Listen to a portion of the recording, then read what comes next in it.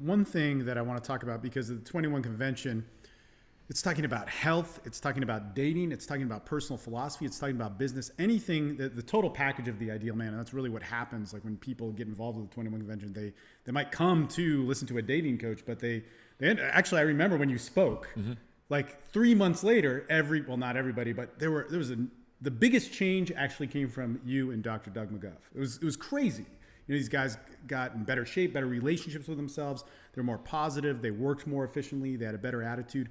You had brought up just a few minutes ago that, the primal blueprint for the body, was to be in its natural state. What is the primal blueprint for one's socializing, one's mentality and emotions? Because that ties into this whole health and fitness thing as well. No, absolutely. And, we talked earlier about our attachment to digital entertainment and short attention span. And, we're wired as social creatures. I talk in the Primal Connection about tribes and about the Dunbar number, the fact that through most of human history, we never had contact with more than, say, 150 individuals in our entire lives. Yeah. And here we are trying to manage 5,000 Facebook friends and all these Twitter followers and all this other stuff that really has no meaningful impact on our lives and certainly does not involve any amount of empathy or other of the truly important human emotions.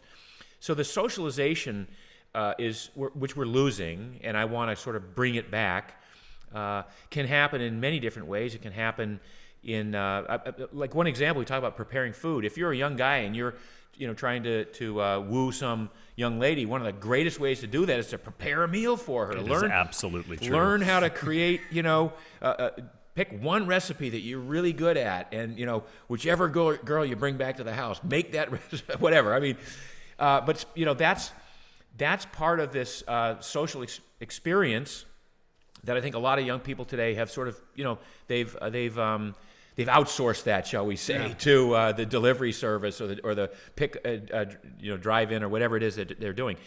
Things like that you can that are fun, that are creative, that are certainly very social and bring you in touch with another human being in a way that you otherwise wouldn't through Skype or Facebook or whatever it is.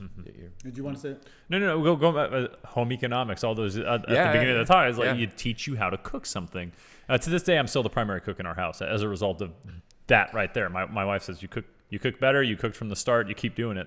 So law of unintended consequences maybe, but I like cooking. I like food. It's something that I've surrounded myself with friends who we all get together and prepare these elaborate meals as good as some of the things we'd find in 3-star restaurants, 4-star restaurants, 5-star, depending on where you are in the world. It is an element that I think people have a hard time, especially guys have a hard time cultivating, I think, close relationships out of their teenage years or college. And food seems to be a great thing. Hey, come over for a barbecue. Hey, come over for this. It's something that can bridge that gap, because otherwise I think there's a stigma about trying to be relational as a guy, which is really, really funny. Go ahead. Yeah, so, another thing that I've witnessed firsthand over the past few years is, I live in a remote community of Los Angeles called Malibu. We moved from Santa Monica because it was too urban, so to raise children in Malibu was our intended goal. And, Malibu doesn't have a lot of, there's not a lot of socialization in Malibu. So we have a regular Sunday, it started out as a family sort of pickup game of Ultimate Frisbee, but morphed into an opportunity for all the guys in Malibu who are sort of like-minded and want to have fun doing a fit activity. And every Sunday, anywhere from 12 to 25 of us show up at the field, and we all know each other now, and that's the essence of our connection is this ultimate match. But then when we see each other out in social situations, our connection is greater now because we've spent so much time literally in the trenches on the same teams or opposite each other on teams. And so that the concept of maybe finding a pickup basketball game, a regular pickup basketball game or something is important to young people, guys in particular, to have something that's outside the realm of work or outside the realm of just, the home office environment where they're, attached to the keyboard.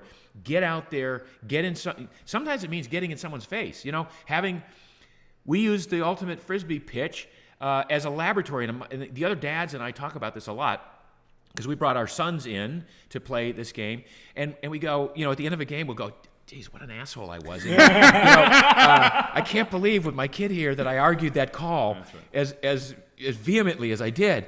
And so it became this great laboratory to see, how you play Frisbee is how you play life.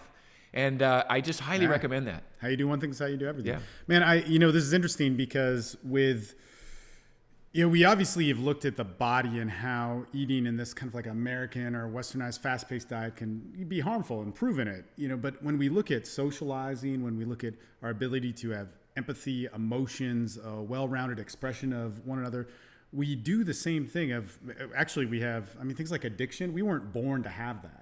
And there's this big argument of predisposition and all that sort of stuff. That meant something else 10,000 years ago. That meant something else 3,000 years ago.